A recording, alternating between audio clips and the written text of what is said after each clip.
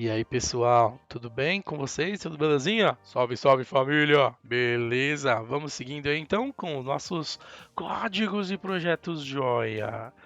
Para você que não me conhece, eu sou o André e nós vamos aqui acompanhar mais um projeto em .NET Core. Nós vamos trabalhar com o Entity Framework Core, que é uma ferramenta ORM que faz o mapeamento dos objetos relacionais para a gente poder trabalhar com acesso a dados, as nossas tabelas. Beleza? Então, bora lá! Pam, pam. Então, vamos lá. No último projeto que nós criamos usando o Ent, a gente desenvolveu todo o nosso código, criamos nossas classes, que iriam representar as nossas entidades no banco. Depois a gente criou toda a modelagem, configuração, usando lá os recursos de anotação, recurso do API Fluent do Entity Framework, para a gente poder criar as nossas tabelas. E a gente ia modelando e evoluindo o nosso banco conforme a gente ia desenvolvendo o nosso código. Beleza? Agora pensa no seguinte cenário, que vai ser o inverso, ao contrário. Você já tem um banco de dados criado, e a partir desse banco de dados você não vai criar nada novo aqui no banco. Você precisa apenas criar sua aplicação para ela suportar esse banco, para poder ler os dados, consultar e fazer as alterações necessárias, seja de exclusão, seja de atualização. Então, aquela abordagem que a gente fez com o Ent não atenderia, porque aquela a gente define a partir do nosso código o banco de dados.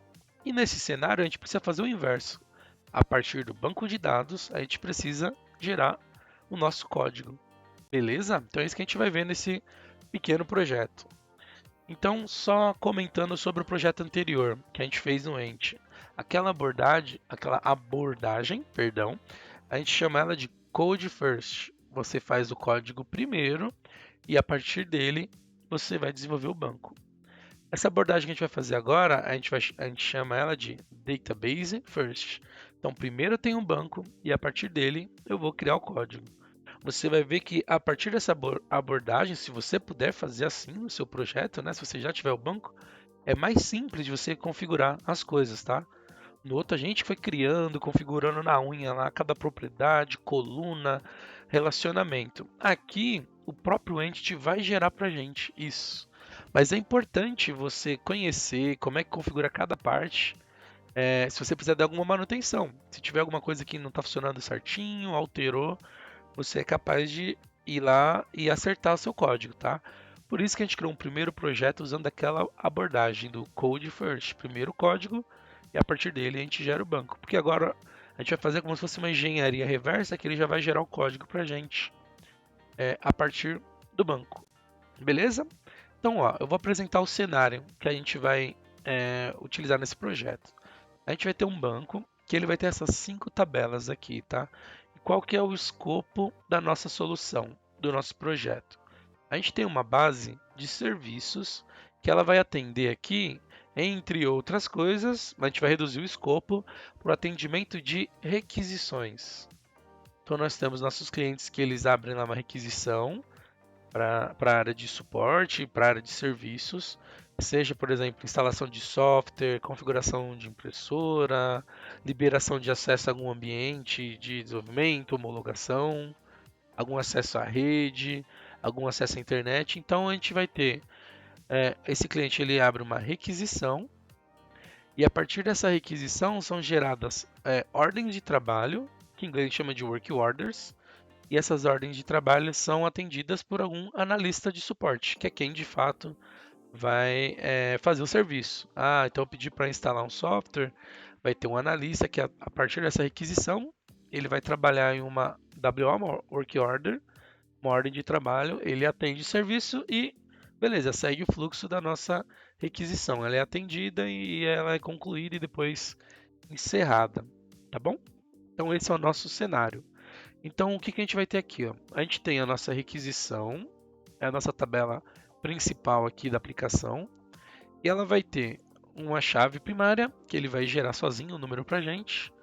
E nessa requisição, o cliente vai informar aqui a descrição, tá? O que que ele precisa que seja feito. Beleza. Ele informou isso, a gente vai registrar a data de abertura desse chamado, Conforme forem ocorrendo atualizações, tem uma data de atualização, chamada data última atualização, e quando a requisição for concluída, ela vai ser encerrada, tem a data de fechamento. Beleza? A requisição, ela também possui um status, ó, que a gente chama aqui ó, de status ID. Esse campo, ele é identificado como FK, ou seja, ele é uma chave estrangeira, e ele pertence a essa tabelinha aqui, ó, status da requisição. Então, esse status requisição, ele tem essa coluna do ID, do próprio status, e então tem um relacionamento entre essas duas tabelas, tá? E o status, ele tem a sua descrição. Então, ele diz lá se o chamado foi criado, se está em atendimento, se já foi concluído, se ele está pendente, se foi cancelado. Então, tem isso aqui dizendo nesse status, tá? Outra coisa, após a criação da requisição, é atrelada a ela uma work ou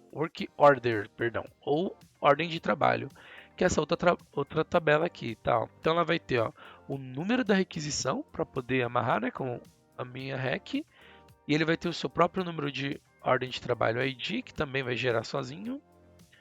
Tem a descrição dessa ordem de trabalho. E aí, para ela, eu também vou ter os status dessa ordem de trabalho, para eu saber, para o cliente ter uma visão de como é que está a minha ordem de trabalho, que faz parte da minha requisição. Ela está caminhando, ela está indo, já foi concluída. E para poder saber esse status, eu tenho uma tabela aqui de status ordem de trabalho. Aí ele é a mesma ideia da de requisição, ele tem o ID e tem a descrição, só que ele se refere, perdão, igual esse aqui, né? Só que ele se refere à ordem de trabalho e não à requisição. Beleza? Que mais?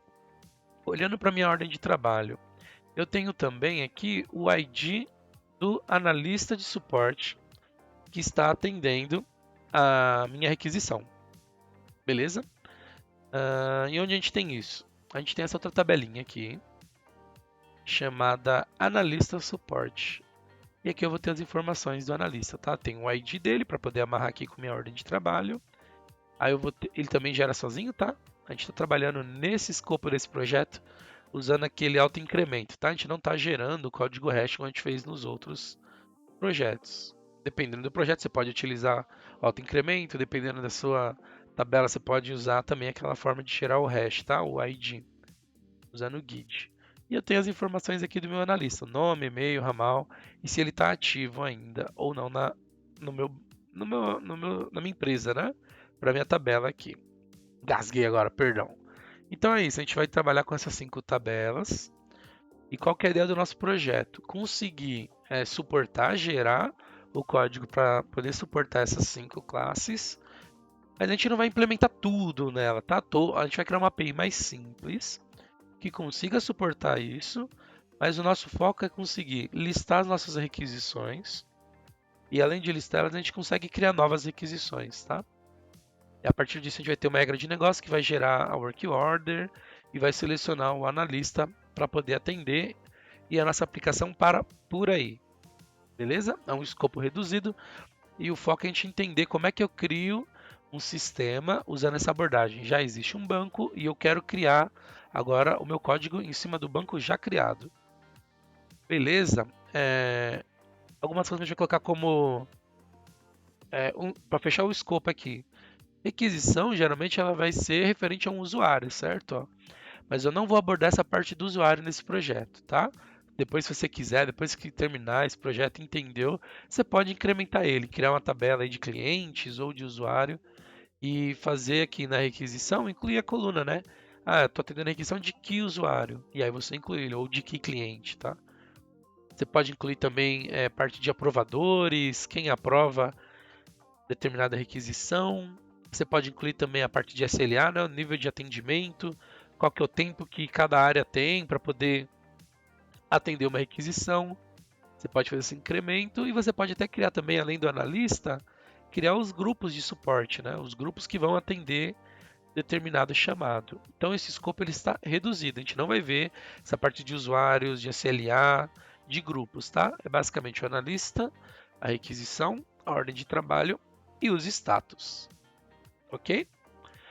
Além disso, ó, Essas tabelas de status, elas já vão ter valores pré-definidos. É o que a gente chama, quando a gente está desenvolvendo, de tabela de domínio.